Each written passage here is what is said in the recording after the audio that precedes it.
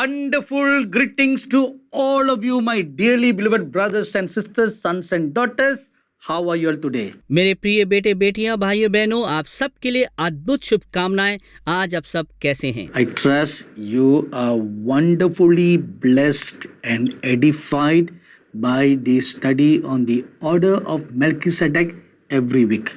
मैं आशा करता हूं हर सप्ताह की मिल्कीसेदेक की इस रीति पर की शिक्षाओं के द्वारा आप शुद्ध किए जाते हैं और आशीष पाते जा रहे हैं। Where the temple of King Solomon was and where the tabernacle of David was are not the same place.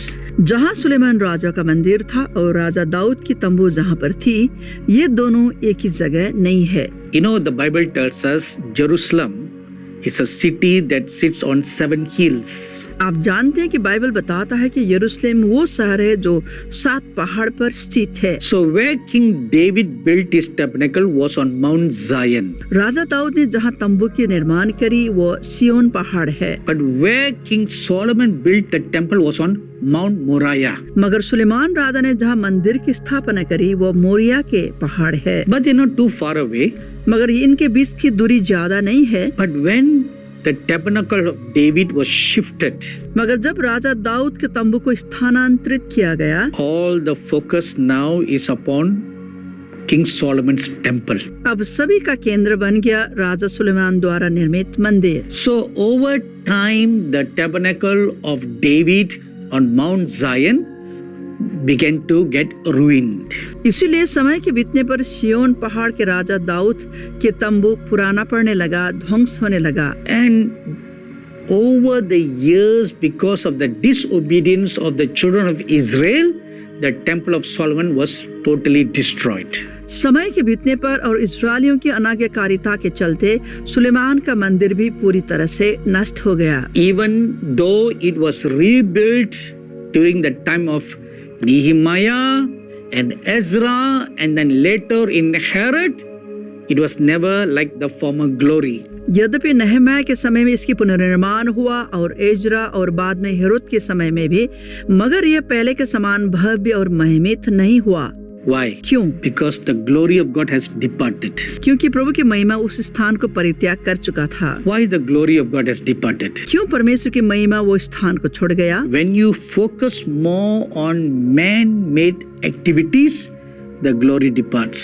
जब आप ज्यादातर मानव निर्मित कार्य पर ध्यान देने लगते हैं, महिमा छोड़कर जाता है। The difference between the two, इन दोनों के बीच की भिन्नता क्या है? the temple of Solomon and the tabernacle of David. Suleman का मंदिर और दाऊद का तंबू। The temple of Solomon was destroyed and never remembered again. Suleman के मंदिर ध्वंस हो गया और फिर कभी भी याद नहीं किया गया। The tabernacle of David, though damaged and in ruins, yet God says, I will raise it up again. Dawood का तंबू यद्यपि ध्वंस हो गया, विनाश हो गया, फिर भी परमेश्वर कहते हैं कि वे इसे फिर से खड़ा करेंगे। Why does it seem that God seems to favor the tabernacle that was on Mount Zion? क्यों ये ऐसा दिखाई देता है कि यहोवा परमेश्वर सिय्योन पहाड़ पर स्थित तंबू को पसंदीदा स्थल बता रहे हैं? For one simple reason. एक साधारण सा कारण है। King David built his tabernacle and worshiped God exuberantly with all his heart, with all his soul, with all that is within him, in spirit and in truth and in the beauties of holiness. राजा दाऊद ने उनकी तंबू की प्रतिष्ठापन करी और परमेश्वर की उपासना बड़े उत्साह और आनंद से करी, पूरे मन से, पूरे प्राण से, पूरे अंतर्मन से, सच्चाई और आत्मा से, पवित्रता के सुंदरता में। Let us continue from the previous lesson. आज जो है पिछले हम अपनी शिक्षाओं से जारी रखेंगे। God will set up the tabernacle of David in these last days. परमेश्वर इन अंतिम दिनों में दाऊद की उस मिलाप वाली तंबू को फिर से स्थापित करेंगे। Therefore, the Melchizedek order of kingly priests will need to teach the nations the ways of God. जिससे कि मिल्कीसेदेक की रीति पर की जो राजकीय याजकों का कार्य शुरुआत हो सके ताकि अपने लोगों को शिक्षा देने पाएं। When will this most likely take place? ये बात कब ये होने पाएगा? The Bible tells us very clearly Bible स्पष्ट तरीके से बताता है that after the second coming of the Lord Jesus Christ, when he will set up his kingdom for 1000 years on this earth. जब प्रभु यीशु मसीह के दूसरे आगमन के बाद अपने राज्य इस पृथ्वी पर 1000 साल के लिए स्थापित करेंगे, The unrighteous people will not all be destroyed. अधर्मी लोग संपूर्ण रीति से नाश नहीं किए जाएंगे। If you read Matthew chapter 25, जब आप मत्ती रचित सुसमाचार 25 अध्याय को पढ़ेंगे, there we see the Lord Jesus Christ dividing the groups of people into sheep nation and goat nations. वहां पर हम देख सकते हैं लोगों को प्रभु यीशु मसीह विभाजित करते हुए कुछ झुंड जो भेड़ की जाति हैं और कुछ झुंड वो बकरी की जाति हैं। So there will be two groups of nations in the millennium. और इस 1000 साल के राज्य में 2 झुंड के जातियों के लोग होंगे And the kingdom of God will be on this earth. और परमेश्वर के राज्य इस पृथ्वी पर होगा। And there is the temple, और वहां पर एक मंदिर है, just like how it was in the days of the prophet Moses. और ठीक वैसा ही जब मूसा के दिनों में था। First there was a tabernacle. पहले एक मिलाप वाला तंबू था। That tabernacle moved from place to place. अब ये तंबू एक स्थान से दूसरे स्थान हिलाया जाता था।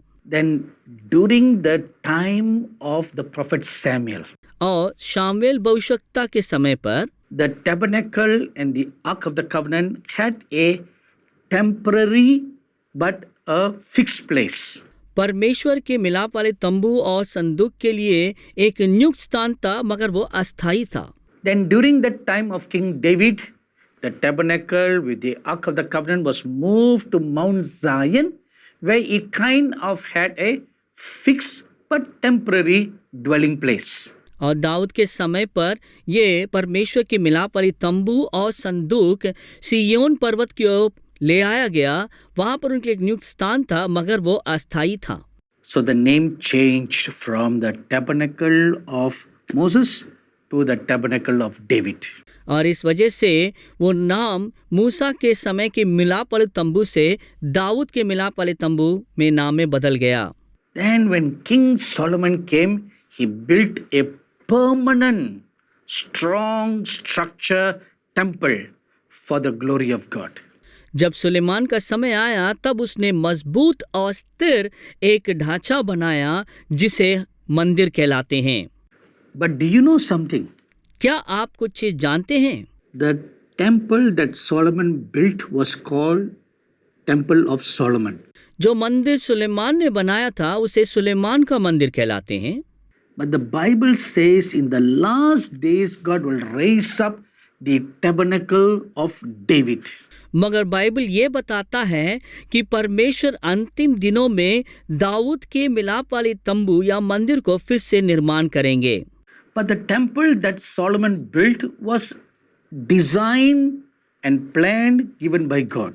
मगर जो मंदिर सुलेमान ने बनाया था उसकी आकार और उसकी तरीके परमेश्वर के द्वारा बनाया गया और दिया गया है। But why is it then called the Temple of Solomon and not either the Temple of David or the Tabernacle of David?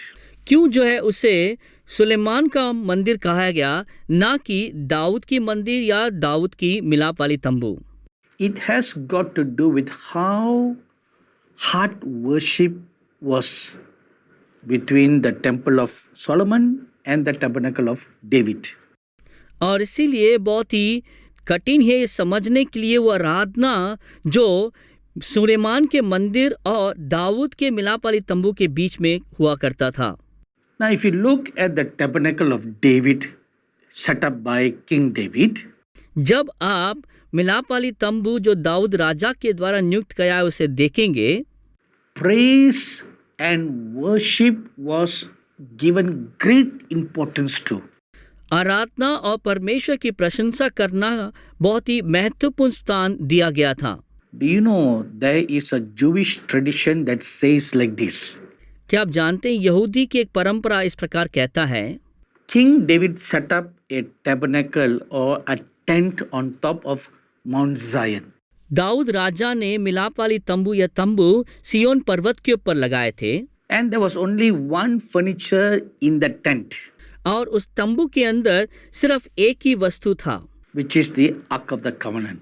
जो परमेश्वर का संदूक है। But King David himself had appointed many musicians and singers who will continually sing forth the praises of God day and night. मगर दाऊद राजा ने भजनगारों को, संगीतकारों को नियुक्त किया जहां 24 घंटे दिन रात परमेश्वर की प्रशंसा की जाए।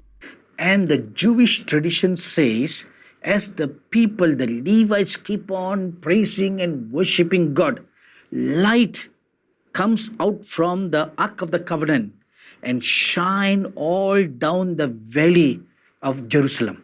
यहूदी परंपरा इस प्रकार कहता है, जैसे लगातार ये लोग आराधना और प्रशंसा करते रहे हैं और मिलाप वाली तंबू के अंदर के संदूक में से वो ज्योति निकल आई और यहाँ तक कि तराई तक वो फैल गया। Not only light, but the light is displayed in 7 colors. वो सिर्फ ज्योति ही नहीं, मगर वो ज्योति 7 रंगों में प्रकट हुआ है। People who come from far away places to climb up the hills to go to Jerusalem and Mount Zion will be able to see the mountain full of light and colors and sound of worship. जब लोग दूर दूर से उस तंबू की ओर आते थे, सिय्योन पर्वत की ओर, वे सब उस रोशनी के अलग अलग रंग बिरंगे रोशनी के कारण पूरे पर्वत रंग बिरंगे उनके लिए नजर आता था। This is the pattern that will be restored in the last days during the millennium period. और यही एक तरीका जो है अंतिम उस 1000 साल के राज्य के समय पर वापस आने लग जाएगा।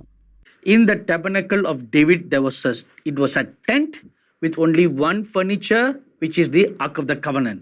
दाऊद के मिलाप वाली तंबू एक तंबू है जिसमें एक ही वस्तु है, वो संदूक की पेटी। The Ark of the Covenant represents the throne of God for the Father and the Son, Lord Jesus Christ, to sit. संदूक की पेटी परमेश्वर के सिंहासन, जो पिता परमेश्वर और प्रभु यीशु मसीह के लिए, ताकि वो विराजमान होने पाए। In Revelation chapter 22 verse 1, you read that in the end, in heaven, there's a throne and the Father God sits on the throne and the Lord Jesus Christ as the Lamb of God. प्रकाशित वाक्य 22 अध्याय के पहले पद में हम देख सकते हैं कि वहां पर एक सिंहासन है जिसमें परमेश्वर पिता और प्रभु यीशु मसीह उसमें विराजमान हैं। So that heavenly pattern will be replicated in the world. और वो स्वर्गीय आकार संसार में भी प्रकट होगा। And for 1000 years, the people of God will come there to just worship and praise the living God. और 1000 साल तक लोग वहां पर आएंगे सिर्फ एकमात्र कार्य के लिए कि परमेश्वर की आराधना करें और प्रशंसा करें। Now the rest of the goat nation, Gentile people do not know how to worship God. बाकी के बकरी समान जाति के लोग, उन्हें पता नहीं है कि परमेश्वर की आराधना कैसे की जाए। That is why God is raising up a company of priests who are after the order of Melchizedek. और इसीलिए परमेश्वर एक ऐसे झुंड को तैयार कर रहे हैं जो मिल्कीसेदेक की रीति पर के याजक लोग का झुंड होगा। So this order of Melchizedek priests, they will be like a king ruling over the Gentiles, and as a priest teach them the ways of God. मिल्कीसेदेक की रीति पर कि ये याजकों का झुंड एक ऐसे झुंड होंगे जो लोगों पर प्रशासन करेंगे दाऊद राजा के समान, एक राजा के रूप में, और एक याजक के समान उन्हें सिखाएंगे कि कैसे परमेश्वर की आराधना करें। All right, now please turn your Bibles to the book of Micah. ठीक है, तो आइए अपने बाइबल को मीका के भविष्यवक्ता की पुस्तक की ओर खोलें। Chapter 4, and let us read verse 1 and 2. आयम जो है 4 अध्याय उसके 1 और 2 पद को पढ़ेंगे। Now it shall come to pass in the latter days that the mountain of the Lord's house shall be established on the top of the mountains, and shall be exalted above the hills, and peoples shall flow to it. अंत के दिनों में ऐसा होगा कि यहोवा के भवन का पर्वत सब पहाड़ों पर दृढ़ किया जाएगा और सब पहाड़ियों से अधिक ऊंचा किया जाएगा, और हर जाति के लोग दारा की नाई उसकी ओर चलेंगे। Many nations shall come and say, Come, Let us go up to the mountain of the Lord, to the house of the God of Jacob. He will teach us his ways, and we shall walk in his paths. For out of Zion the law shall go forth, and the word of the Lord from Jerusalem. और बहुत जातियों के लोग जाएंगे और आपस में कहेंगे, आओ हम यहोवा के पर्वत पर चढ़कर याकूब के परमेश्वर के भवन में जाएं, तब वो हमको अपने मार्ग सिखाएगा और हम उसके पथों पर चलेंगे, क्योंकि यहोवा की व्यवस्था सिय्योन से और उसका वचन यरूशलेम से निकलेगा। These two verses very simply and beautifully teach us or show us what will happen in the latter days and what is our duty. और ये दो वचन बहुत ही सुंदर तरीके से, सरल तरीके से हमें ये सिखाता कि अंतिम दिनों में क्या होगा। And the Gentile nations will all come to worship the living God. और अन्य जाति के लोग सब आएंगे जीवित परमेश्वर की आराधना करने के लिए। In Zechariah chapter 14 we read, from one moon to another moon, from one Sabbath to another Sabbath, shall all flesh come to worship the living God in Jerusalem. और जकरिया की पुस्तक 14 अध्याय में इस प्रकार पढ़ते हैं, एक चांद से दूसरा चांद, एक सबत से दूसरे सबत तक लोग यहाँ वहाँ से यरूशलेम की ओर आएंगे ताकि परमेश्वर की आराधना कर सकें। And Micah chapter 6 verse 3 tells us there will also be a great revival of harvest during that period. Mika 6 अध्याय के 3 पद ये भी कहता है, कटनी की एक बड़ी बेदारी उस समय होने पाएगा। I believe with all my heart as we read the scriptures carefully to find a mystery here. मैं विश्वास करता हूँ संपूर्ण हृदय से, जब हम बड़े ध्यानपूर्वक परमेश्वर के शास्त्रों को पढ़ते हैं, वहाँ पर उस गुप्त बातों को, रहस्य को देख सकते हैं। Probably you may think in your heart like this now. हो सकता है आप अपने हृदय में ऐसे सोच रहे होंगे, What is this strange teaching that there will be revival during the millennium period? ये क्या एक अजीब शिक्षा है कि उस 1000 साल के राज्य के समय पर एक बड़ी बेदारी होगी। Will it really happen like that? क्या वाकई में ऐसे होने पाएगा? Now, if you read Revelation chapter 20 very carefully, अगर आप प्रकाशित वाक्य की पुस्तक 20 अध्याय ध्यान से पढ़ेंगे, it tells us that during the 1000-year millennium, Satan is bounded and kept in prison. यीशु मसीह के उस 1000 साल के राज्य के समय पर शैतान बांधा गया है और उसे न्याय के लिए नियुक्त किया गया है। Then after the 1000-year period, he is released for a season. 1000 साल के राज्य के बाद कुछ समय के लिए वो स्वतंत्र किया जाएगा। What does a short season mean? A long period or a short period? एक छोटी ऋतु, इस शब्द का मतलब क्या है? एक थोड़ा समय और या लंबा समय? The Bible tells us that short period is for 42 months or 3.5 years. Bible इस प्रकार कहता है कि ये छोटा सा ऋतु, ये समय जो है 42 महीने का हो सकता है या 3.5 साल का हो सकता है। And during that period, the Bible says he will go out to deceive the nations of the world one last time. और उस समय पर अंतिम बार के लिए सारे जातियों में जाकर लोगों को बरमाने की कोशिश करेगा। So now I want you to ponder and think for a minute. मैं चाहता हूँ 1 मिनट के लिए इस पर ध्यान दें और विचार करके देखें। If the Gentile goat nations are already all wicked people, अगर पहले से अन्य जाति के ये बकरी के समान जाति पहले से दुष्ट लोग हैं, why does Satan needs 3.5 years to deceive them? शैतान के लिए किस लिए 3.5 साल की जरूरत पड़ेगा उन्हें धोखा देने के लिए? So this gives us a clue that during the 1000-year period, when there will be a great revival according to Micah chapter 6 verse 3, the hearts of the people from the goat nations would have turned towards worshipping the true living God.